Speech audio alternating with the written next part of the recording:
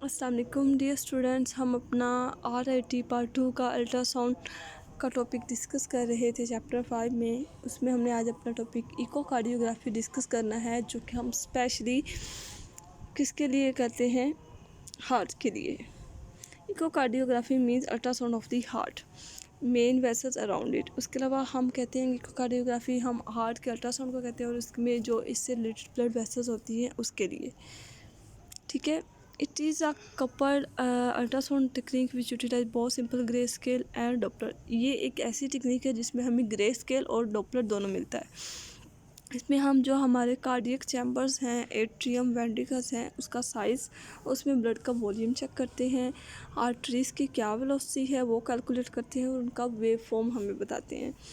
अगर stroke volume है और कार्डियक आउटपुट है वो हमें पता है। कार्डियक आउटपुट होता है कि हमारा जो ब्लड की क्या परसेंटेज, किस फ्लो से वो हार्ट वेंट्रिकल से पास आउट हुआ, ठीक है। उसके अलावा अगर कोई कंजेनिटल अबनॉर्मैलिटीज़ हैं जो बाय बर्थ होती हैं वो हमें बताते हैं। उसके अलावा AST है, VST है, और वल्वुलर हार्ट डिजीज़ हैं उसके बारे में बताते हैं हमें। उसके अलावा पेरिकार्डियल डिजीज़ जिस तरह हो जाती हैं हमारी जो होती हैं पेरिकार्डियल, मतलब जो हमारी आउटर लेयर होती है उसके में जो फ्यूजन है, कोई ब्लड फ्लूइड अकोमोलेशन होती है उसके बारे में बताती हैं। अगर उसकी थिकन हो गई हैं हमारे लेयर्स, जिस तरह मायोकार्डियम है, एपिकार्डियम है, एंडोकार्डियम से इशू से रिलेटेड बताते हैं। कैल्सिफिकेशन अगर हो गई है या कंस्ट्रक्टिव पेरिकार्डाइटिस हो गई, इन्फ्लेमेशन हो गई, तो वो भी हमें बताते हैं।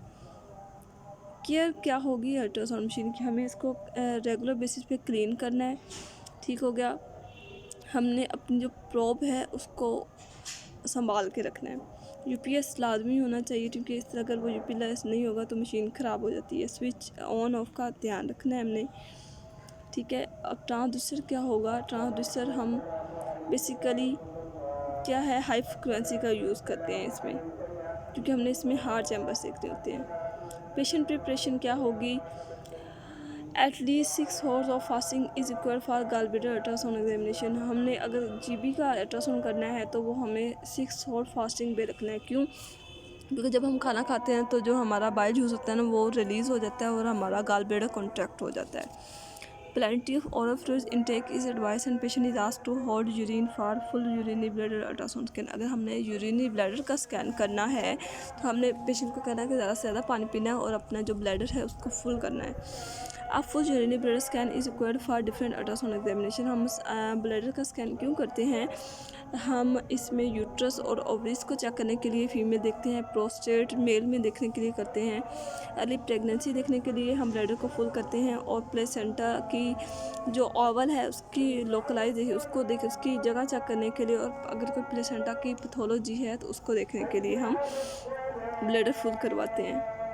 उसके अलावा अगर कोई पेल्विक में कोई पेल्विक रीजन पर कोई पैथोलॉजी है, डिजीज़ है, तो मैस है, उसको देखने के लिए हम करते हैं।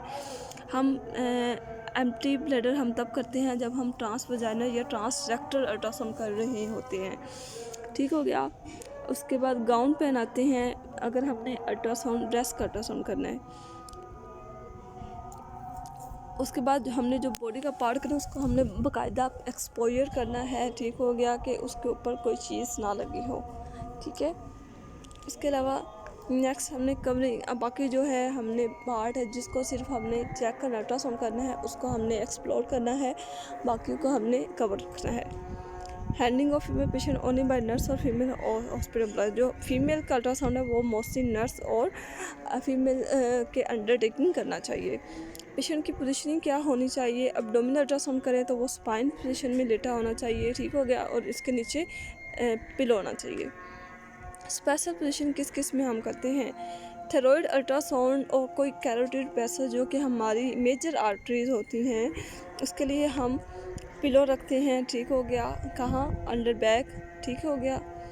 उसके बाद हम अपनी जो शोल्डर्स हैं उसको एक्सटेंड करते हैं, थोड़ा फैलाते हैं।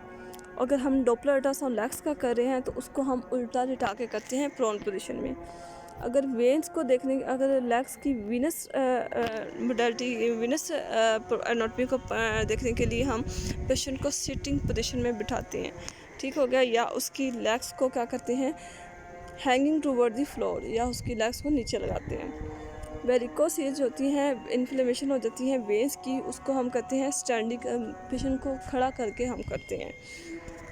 शोल्डर का अल्ट्रासाउंड हम करते हैं पेशेंट को स्टूल पे बिठा के रिलैक्स। और ट्रांसवजाइनल अल्ट्रासाउंड जो होता है वो इथोथोमी पोजीशन में होता है, मतलब हम जो उसकी है जो लेग्स है उसको थोड़ा बेंड करके करते हैं। उसके बाद अल्ट्रासाउंड या आईवी इंट्राविशनल प्रोसीजर हम किस तरह करते हैं।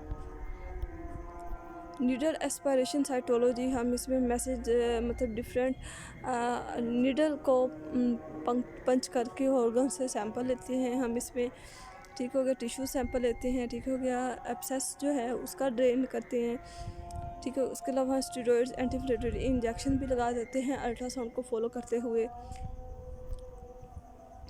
उसके बाद रेडियोग्राफर का क्या रोल है अल्ट्रासाउंड कार्डियो इंटरवेंशन में, ठीक हो गया। उसको इन्वेस्टिगेशन का पता होना चाहिए, ब्लड एचबी का पता होना चाहिए, प्लेटलेट्स का पता होना चाहिए, ये जितने भी ब्लड टेस्ट हैं उसको पता होना चाहिए रेडियोग्राफर का, ठीक हो गया। जो हम नीडल यूज़ कर रहे हैं वो कितनी गेज की है, नॉर्मली हम 14 से 24 गेज की वो देखते हैं, किसमें से कौन सा गेज यूज़ करें। सिंजिस, सर्जिकल सिंजिस का पता होना चाहिए, उसको कितने ml की यूज़ करें। पायोडीन सोल्यूशन उसके पास होना चाहिए, सेपरेट स्वैब्स होने चाहिए ताकि इन्फेक्शन ना हो।